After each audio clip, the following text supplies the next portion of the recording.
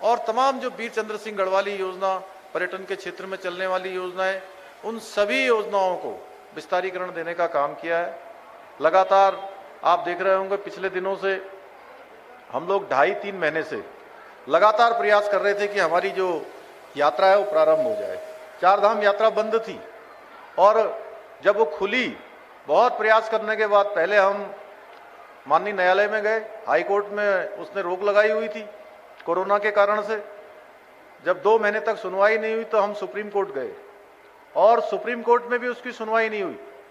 फिर हमने दोबारा सुप्रीम कोर्ट से वापस केस को लिया और फिर से हमने माननीय उच्च न्यायालय में इसमें फिर से आवेदन किया कि अब कोरोना कम हो गया है और चार धाम यात्रा खुलनी चाहिए, चलनी चाहिए, क्योंकि हमारे इस पूरे क्षेत्र में चार धाम यात्रा के कारण से लोगों के घर द्वार चलते हैं, पूरे साल भर का काम चलता है, उनकी आजीविका पूरी तरह से इस पर निर्भर रहती है। तो माननीय न्यायालय ने एक आदेश निकाला कि चार धाम यात्रा चलेगी, लेकिन 800 लोग, 600 लोग, 400 लोग, ऐसा एक उन्होंने नियम बना दिया और जिसके कारण से हमारे सभी को जो भी उसके व्यापार से जुड़े हुए हैं, कोई किसी छोटे व्यवसाय से जुड़ा हुआ है, कोई टैक्सी चलाने वाला है, कोई छोटा होटल चलाने वाला है, कोई छोटी दुकान चलाने वाले हैं, चार धाम यात्रा में आने वाले पर्यटकों के लिए बहुत सारे जो सामान जो उनकी जरूरत की चीजों को देने का काम करते हैं, उन सबको बहुत निराशा हुई। हमने फिर से न्यायालय में जो है उसमें फिर से हमने अनुरोध किया और अनुरोध करा तो अभी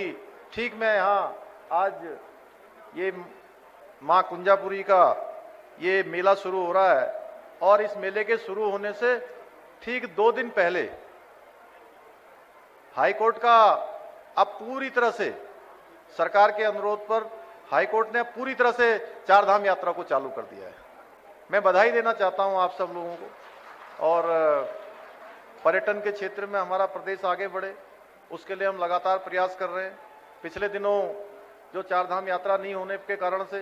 पर्यटन और जो परिवहन क्षेत्र है और सांस्कृतिक क्षेत्र है, इस क्षेत्र में जितने भी लोग काम करते हैं उन सभी को चूंकि काफी हानि उठानी पड़ी है, काफी नुकसान उठाना पड़ा है, उनके लिए हमने एक 200 करोड़ रुपए का एक पैकेज घोषित किया है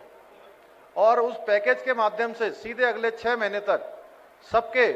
डीबीटी के माध्यम से सीधे सीधे उनके खातों में पैसा जाएगा, उसकी शुरुआत हो चुकी है। इसी प्रकार से जो अभी मैं देख रहा था वहां पर स्टॉल पर जो राष्ट्रीय आजीविका मिशन की जो हमारी बहनें हैं वो बड़ी प्रसन्न हो रही थी देखकर, क्योंकि पिछले दिनों हमने उनके लिए 119 करोड़ रुपए का एक पैकेज घोषित किया था। इसमें हमारी स्वयं सहायता समूह की बहनें हैं, हमारे ग्राम संगठन के लोग हैं, हमारे क्लस्टर वाले हैं, ये सब मिला के जो काम करते हैं, कोई कहीं पर मसाला बनाने का काम करते हैं, कोई अचार बनाने का काम करते हैं, कोई मुरब्बा बनाने का काम करते हैं, कोई शहद का काम करते हैं, कोई बकरी पालन का, भेड़ पालन का, कोई बुनाई का, सिलाई का, अलग अलग प्रकार से जो काम करती हैं वो केवल स्वयं तो रोजगार करती ही करती हैं, स्वयं के साथ साथ सभी को रोजगार देने का काम करती हैं। तो उन सब बहनों के लिए हमने 5 लाख तक का जो ऋण था उनको बिना ब्याज के देने का प्रावधान किया है। उनको बिना ब्याज के सभी समूहों को उस प्रकार से ब्याज के बिना ऋण के ब्याज दिया जा रहा है और उनके जो पिछले 6 महीने के जो तमाम प्रकार के जो ऋण थे उनको हमने माफ किया है। आने वाले समय में बहुत सारे क्षेत्रों में काम कर रहे हैं। हमने ग्राम प्रधानों के लिए अभी ये कि सभी ग्राम प्रधानों का मानदेय बनाने की भी घोषणा की है। अगले कुछ दिनों में उसका शासनादेश निकल जाएगा। उनका मानदेय पहले 1,500 रुपये होता था, उसको 3,500 रुपये किया है। इसी प्रकार से नौजवानों के लिए हमने समूह गौ और समूह ख की जो परीक्षाएं हैं गौ और ख की, उन सब में 1 साल की आयु सीमा में बढ़ोतरी की है। कोरोना के कारण से बहुत सारे एग्जाम हो नहीं पाए हैं। इसी प्रकार से उनको आवेदन भरने के लिए भी किसी के कहीं देखना न पड़े, आवेदन के लिए आर्थिक तंगी से गुजर रहे हमारे सभी नौजवान भाइयों को सब लोग परीक्षाओं में भाग लें, इसके हमने लिए परीक्षा शुल्क मुक्त कर दिया है। अब कोई परीक्षा शुल्क नहीं लगेगा। हमारे सभी जो नौजवान युवा हैं, चूंकि फौज में जाते हैं, हमारे यहाँ पर बड़ी संख्या में जो है उनको शारीरिक प्रशिक्षण लेते हैं।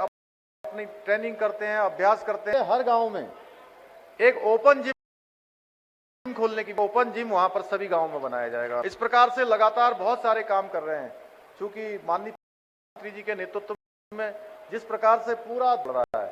आज हिंदुस्तान का मान सम्मान और स्वाभिमान पूरी दुनिया के अंदर बढ़ रहा है। भारत की पहचान बढ़ी है,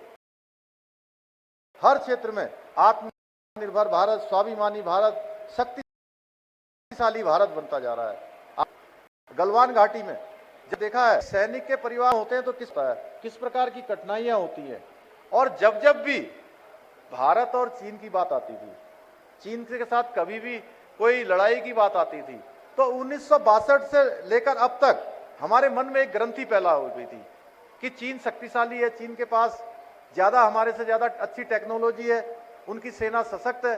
क्योंकि वो इतिहास के कारण से, उस समय के नेतृत्व के कारण से, अभी जो गलवान घाटी में हुआ, हमारे देश के 20 वीर बहादुर सैनिकों ने अपनी शहादत देकर उस कुंठा को दूर करने का काम किया जो 1962 से अभी तक चल रही थी। और इसके लिए मैं हमारे देश के प्रधानमंत्री नरेंद्र मोदी जी का भी धन्यवाद करना चाहता हूं, क्योंकि नेतृत्व था। पहले क्या होता था, पहले के समय में जब बॉर्डर पर कहीं गोलियां चलती थी, तो गोली चलती थी तो उनको पूछना पड़ता था, हेडक्वार्टर में पूछना पड़ता था, दिल्ली पूछना पड़ता था, कहीं वेस्ट कमांड, कहीं ईस्ट कमांड, कहीं सेंट्रल कमांड, अलग अलग जगह पर पहले उसकी जानकारी आती थी। उसके बाद ऊपर आता था, फिर रक्षा मंत्रालय आता था, उसके बाद जो है उस पर होता था कि अब जो है आपको क्या करना है। तो ये थे उत्तराखंड